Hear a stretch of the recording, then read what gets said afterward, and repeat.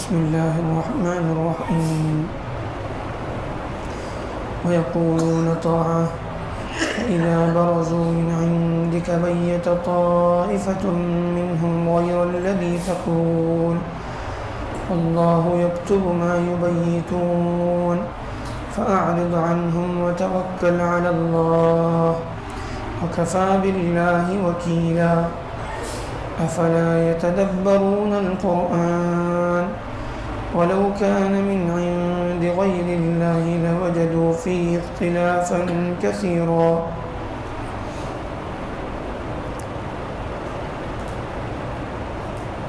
اللہ تعالیٰ منافقوں کی بعض عادتوں کا یہاں پر تذکرہ کر رہے ہیں۔ اللہ تعالیٰ فرماتے ہیں کہ لوگ آپ سے آپ کے سامنے تو اطاعت اور فرمانبرداری کی بات کرتے ہیں، لیکن جب وہ آپ کے پاس سے اٹھ کر چلے جاتے ہیں تو ان میں کا ایک گروہ وہ ہے کہ جو آپ کے سامنے سے جانے کے بعد آپ کے پیٹھ پیچھے جو ہے اس کے خلاف باتیں کرتا ہے جو وہ آپ کے سامنے نہیں کرتا۔ آپ جو کہتے ہیں اس کے خلاف بولنے لگتا ہے۔ پھر اللہ جو کچھ یہ لوگ راتوں میں جو ہے بیٹھ کر مشورے کرتے ہیں آپ کے خلاف، تدبیریں کرتے ہیں، اللہ سب اس کو لکھ رہا ہے۔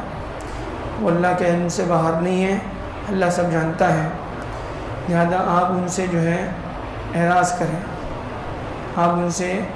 ان کو نظر انداز کریں، ان سے الجھے نہیں، اور اللہ پر بھروسہ رکھیں، اور اللہ تعالیٰ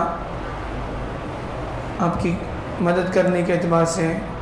کام بنانے کے اعتبار سے اللہ کافی ہے۔ یعنی یہ منافقوں کی صفت ہے کہ سامنے کچھ پیچھے کچھ،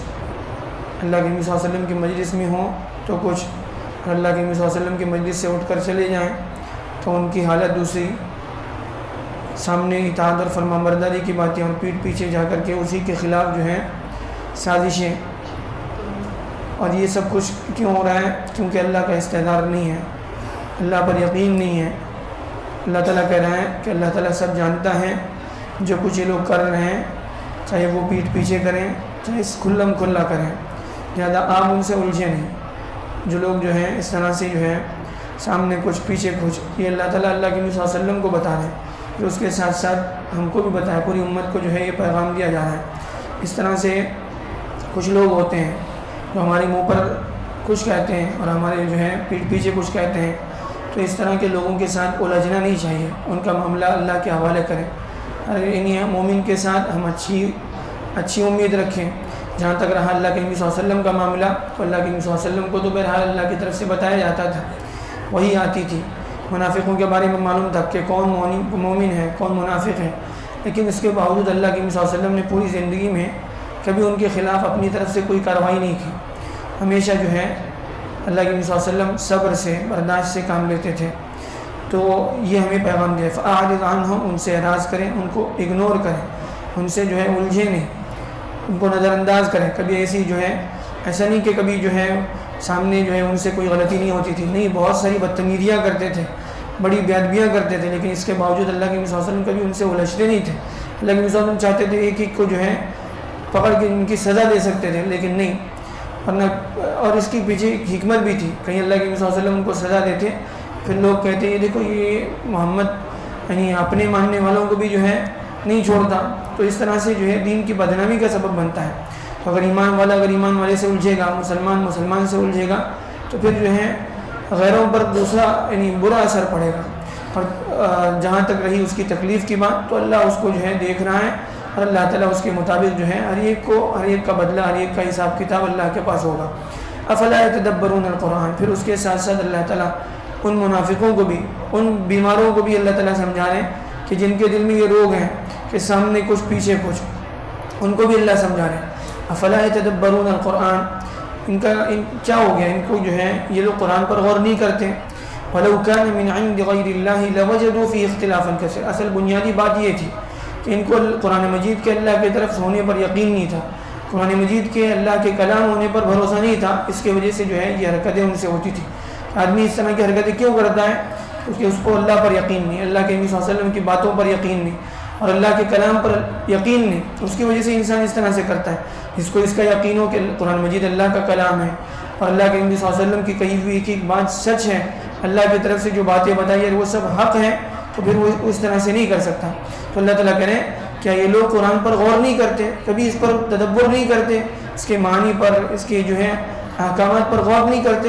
وَلَوْ كَانَ مِنْ عِنْدِ غَيْرِ اللَّهِ لَوَجَدُوا فِيهِ اخْتِلَافًا كَثِيرًا، اگر بالفرض قرآن مجید اللہ کے علاوہ کسی اور کی طرف سے ہوتا، کسی انسان کی لکھی ہوئی کتاب ہوتی یا کسی نبی کی جو ہے اپنی طرف سے بنائی ہوئی بات ہوتی، لَوَجَدُوا فِيهِ اخْتِلَافًا كَثِيرًا، تو یہ لوگ اس میں بہت سارے اختلافات پاتے، بہت ساری باتیں ایسی ہوتی جو آپس میں خود ایک دوسرے سے ٹکراتی۔ قرآن مجید 23 سال کی مدت میں نازل ہوا، کوئی ایک بات بھی ایسی نہیں تھی کہ جس میں پہلے کچھ کہا گیا ہو پھر بعد میں اس کے خلاف کہا گیا ہو، پھر اس میں ترمیم کی بات آئی ہو، نہیں۔ قرآن مجید نے اگر کوئی بات جو ہے ماضی کے احوال کے بارے میں کہی تو وہ بھی ثابت ہوئی، جو اللہ کے نبی صلی اللہ علیہ وسلم، یعنی کچھ باتیں وہ تھی جو اللہ کے نبی صلی اللہ علیہ وسلم کے زمانے میں لوگوں کو معلوم ہوئی، کچھ باتیں وہ ہیں جو آج کے ترقی کے دور میں لوگوں کو معلوم ہوئی، اور بہت ساری ابھی باتیں وہ بھی ہیں جو ابھی تک لوگوں کو معلوم نہیں ہوئی۔ وہ سب حق ہیں، ان میں سے کوئی ایک بات بھی جو ہے دنیا میں آج تک جو ہے اس کو کوئی غلط ثابت نہیں کر سکتا۔ تو کیا یہ جو ہے اس بات کی دلیل نہیں کہ قرآن مجید اللہ تعالیٰ کا کلام ہے؟ قرآن مجید جو ہے کسی انسان کی لکھی ہوئی کتاب نہیں ہے، لہٰذا انسان اگر سچے دل سے اس پر غور کرے، اس کے معنی پر جو ہے تدبر کرے، تو وہ اس بات کو سمجھنے میں اس کو جو ہے پھر دیر نہیں لگے گی کہ قرآن مجید اللہ کا کلام ہے۔ لہٰذا اگر قرآن مجید پر کوئی عمل کرتا ہے، اس کے احکام کو جو ہے اپنی زندگی میں جگہ دیتا ہے، اس کے مطابق اپنی زندگی گزارتا ہے، تو اللہ تعالیٰ اس کو دنیا میں بھی کامیاب کریں گے اور آخرت کے ہمیشہ کی زندگی میں بھی کامیاب کریں گے۔ اللہ تعالیٰ ہمیں آیتوں سے صحیح سبق لینا بنائے۔